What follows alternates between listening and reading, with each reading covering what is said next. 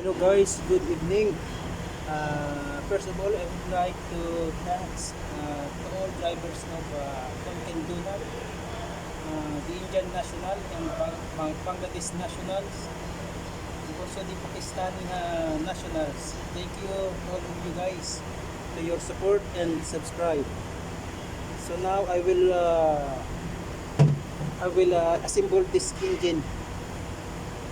This engine is for Hyundai H1 gasoline type engine. So we will be assemble this engine. First, I will put the crankshaft. Now this crankshaft is ready to fix from the machine shop. So it's all ready to clean. So now, please watch out guys.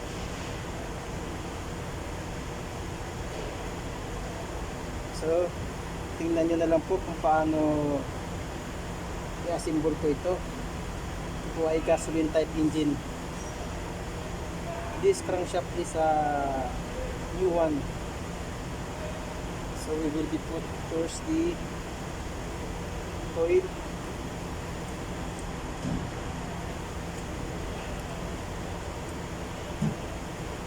Lagyan natin ng langis.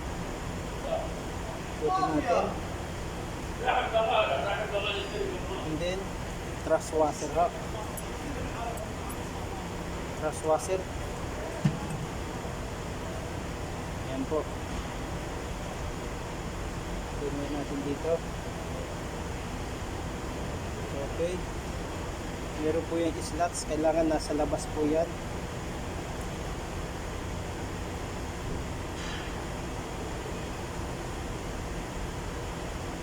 Ayan. Kasi po yung thrust washer, ito po yung nagpo-control ng clearance niya, back and forth. Ayan, para hindi siya magkaroon ng tunog o kaya kaldat sa crankshaft. Wala po siyang clearance ngayon. So now we will put the crankshaft cap. Yung mga bearing niya ay bago rin po ito. Standard ito. Yan, may mga makikita nyo dito, may number yan dito, steady. Wala pa po siyang nakalagay na number na 10 o kaya 25. Yan. So standard pa po kasi pinalitan ng bagong crankshaft. Ayan, meron siyang arrow at meron siyang number, kaya hindi siya pwedeng magkapalit. Ito po ay number 4 dito.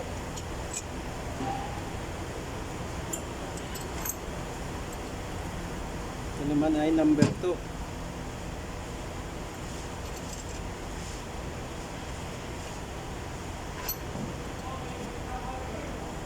Ito po ay number 3 sa gitna.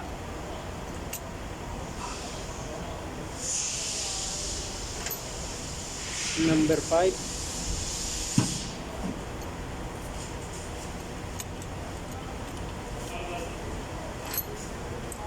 Po yung number 1.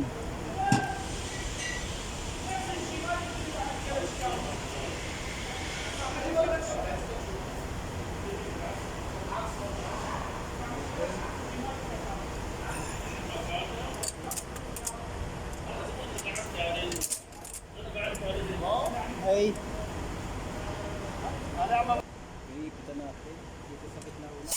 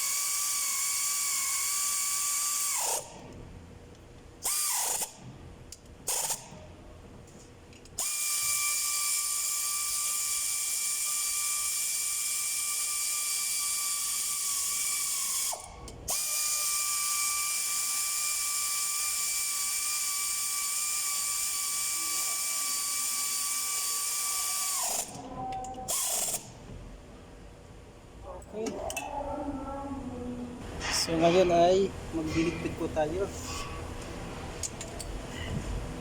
Bali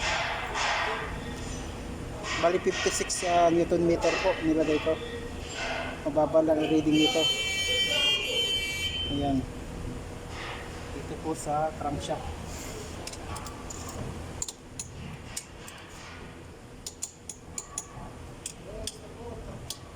Wala.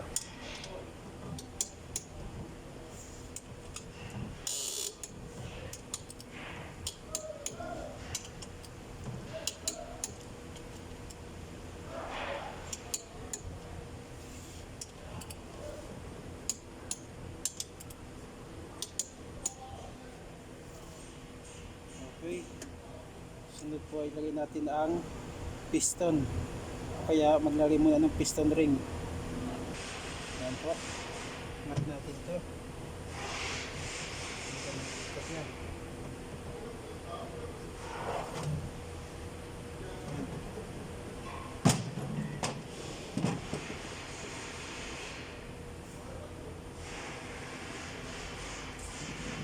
Ito po yung pinakabor niya. Balik po sa standard. Nilagyan ng sleeve ng machine shop. Ayan. Kailangan po maganda yan.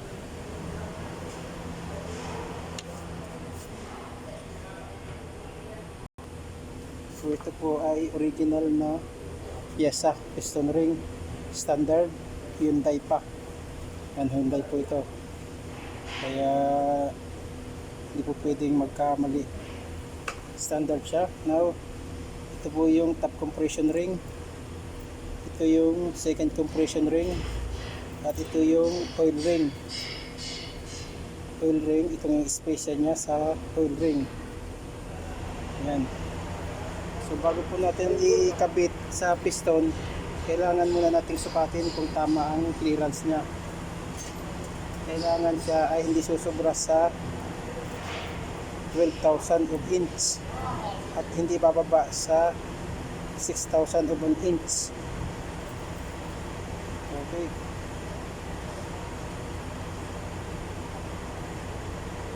At hindi po yan lagyan, sukatan natin ng filler gauge. Kasi at nakita ko yan ay okay na po yan. Kabisado ko ng sukat niya. Yan, okay siya. Okay yung top compression ring. Now yung second compression ring niya. Ayan. Okay po siya. No problem. Wala siyang problema.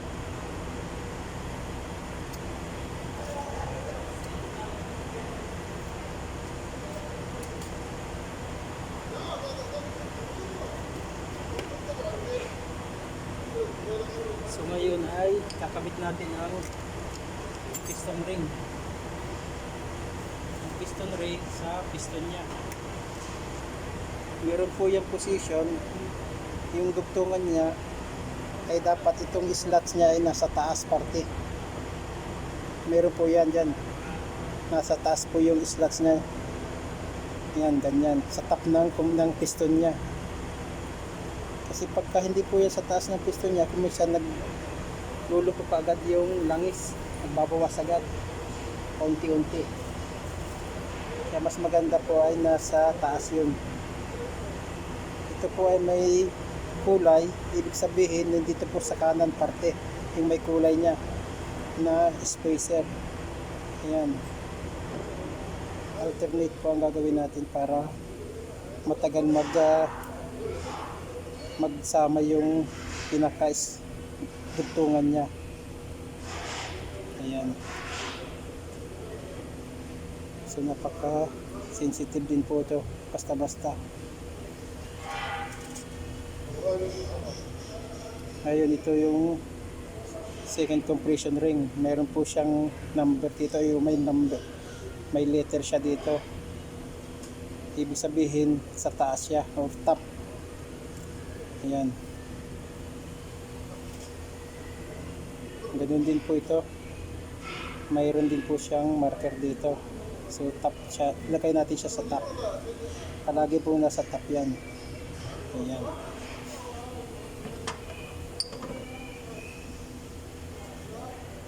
Pangalawa, piston ring. Sa kanan po yung may number, yung may kulay na oil ring. Ayan. Ganun din po ito, may kulay po yung pinaka spacer niya. Okay.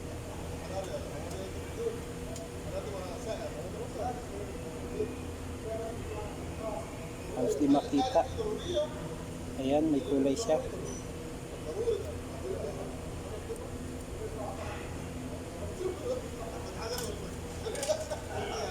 Second compression ring again.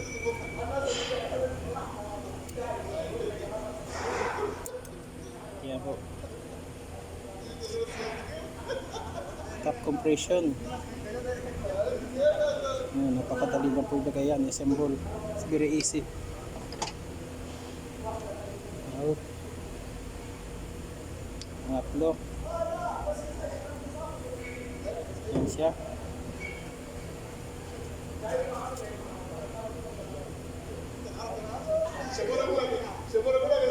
Dito po yung may number, may kulay siya sa kanan.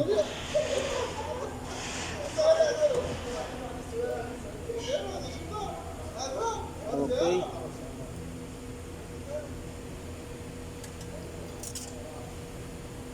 And then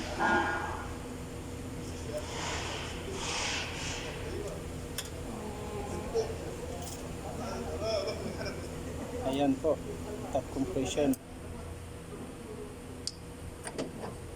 At yung last, piston ring. Ayan, last na po ito.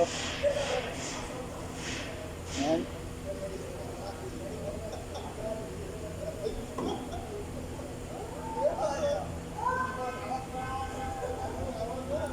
Okay.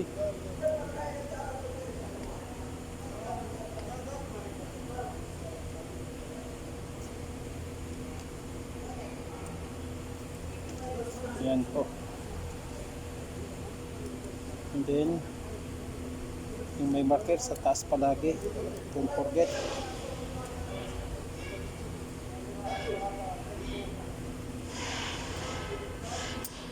Ayan. Okay. Now, you will follow to put the cylinder bore, this piston.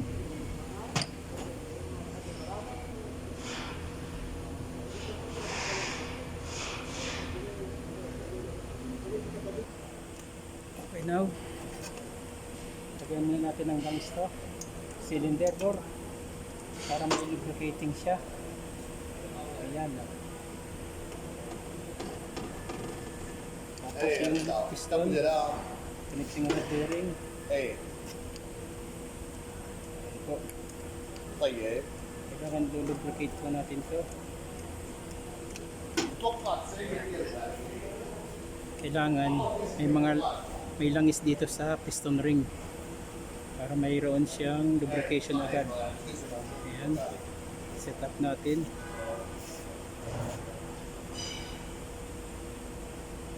كم ماشي يعني شو بتسوى تقريبا هي عم برايي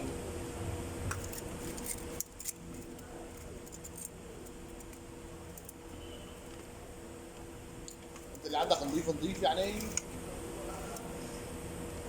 ما بعرف اذا اجاني شي زبون ابشر من العين هي قبل يسالني على شي كلاس داو الله يحييك يا برايي مع السلامه.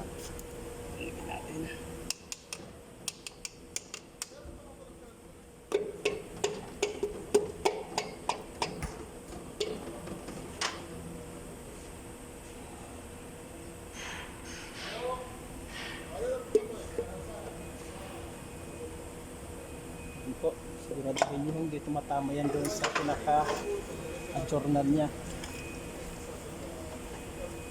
Lagyan natin ng langis to.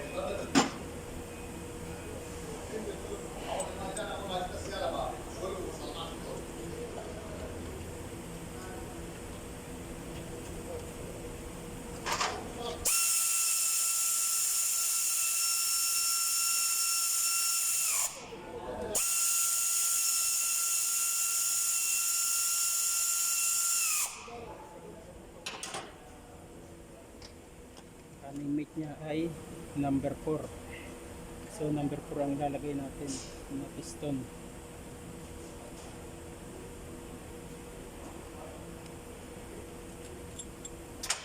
Dito sa baba. Langis muna. Pati yung mga joint niya dito. Kailangan malagyan ng langis. Yan.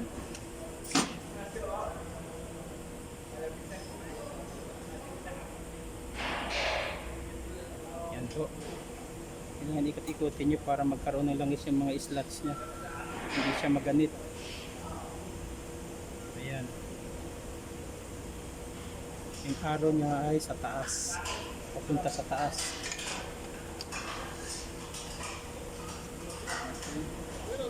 Ito ay universal na piston ring compressor. Mapamaliit at malaki pwedeng gamitin. Ayan.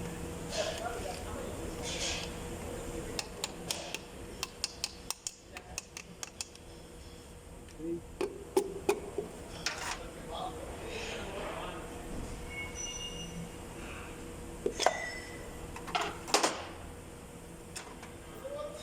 Ayan po. May araw siya.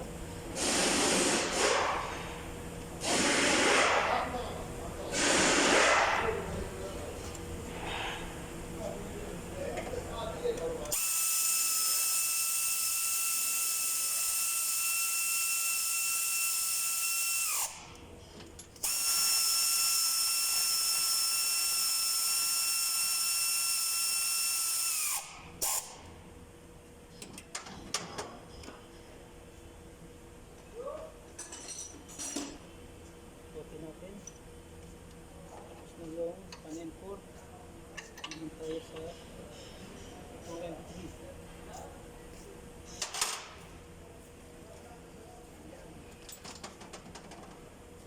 Ito ay number 2.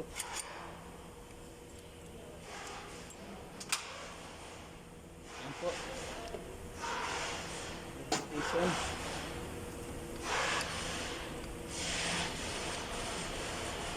Lagyan natin ng langis ko mga slots ng piston ring.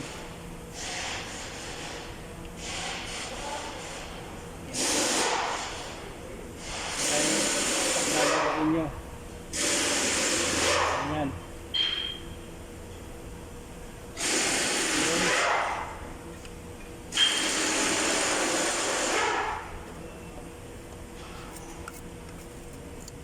Yan po, malaki na yung ginagawa ko. Wala nang ginawa, puro makina. Minsan nakakasawa kasi wala tayong magagawa. Ayan.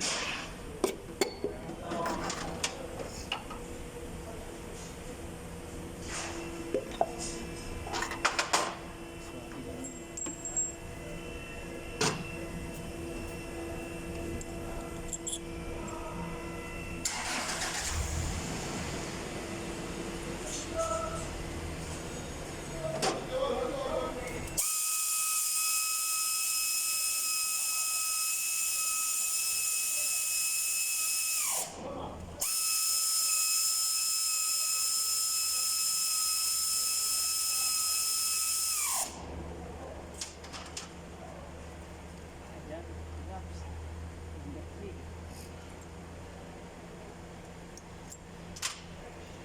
Number 3 po ito.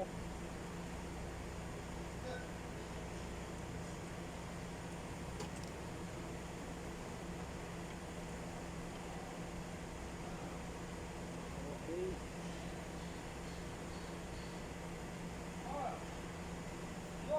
Hala. Salam. How are you? I'm good. About you? Alhamdulillah. Alhamdulillah. Umar, هذا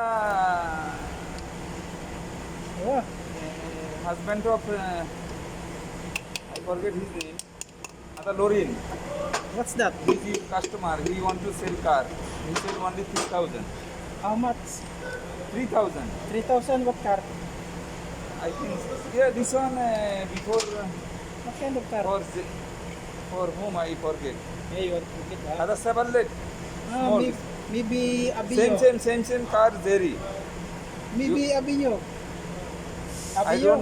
don't know. You have customer? I give you his number, huh? His wife number. You Okay, call. later on, ha? Hmm. Okay, later on, no problem. Yeah. I am busy now.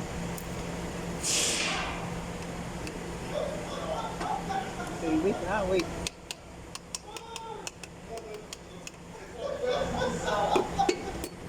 Okay.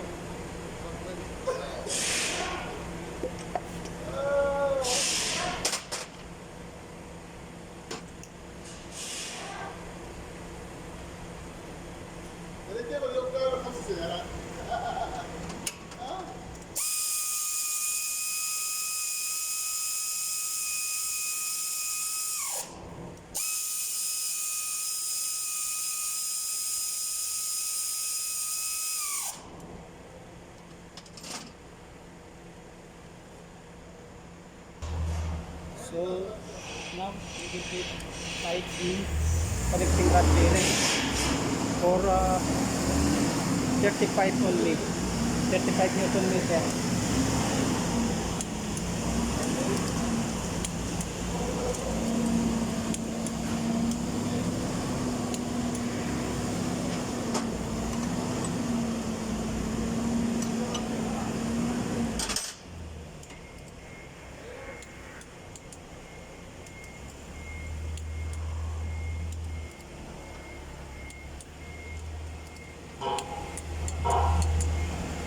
Okay, it will be done.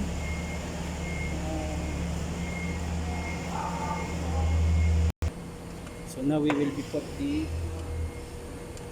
lock. Yan po, yung lock niya.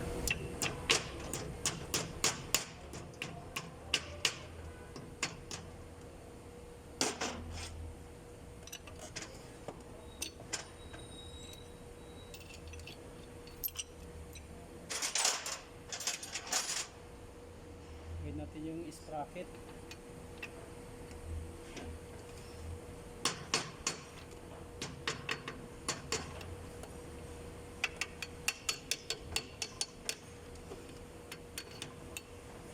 Yan. Talaga na po yung sprocket niya. Tapos yung oil spray. Yung oil spray, huwag mong kalimutan. Para po yan dyan sa timing chain.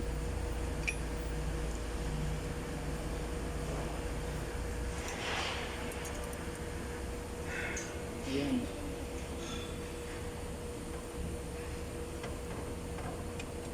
Huwag kalilimutan mo yan. Oil spray. And then lagay natin itong bomba. Oil pump. Put the oil pump. Hindi pa pala. Madali masyado. So, ito muna. Kasi kailangan pa yung second oil pan. So, thank you for watching. Thank you guys.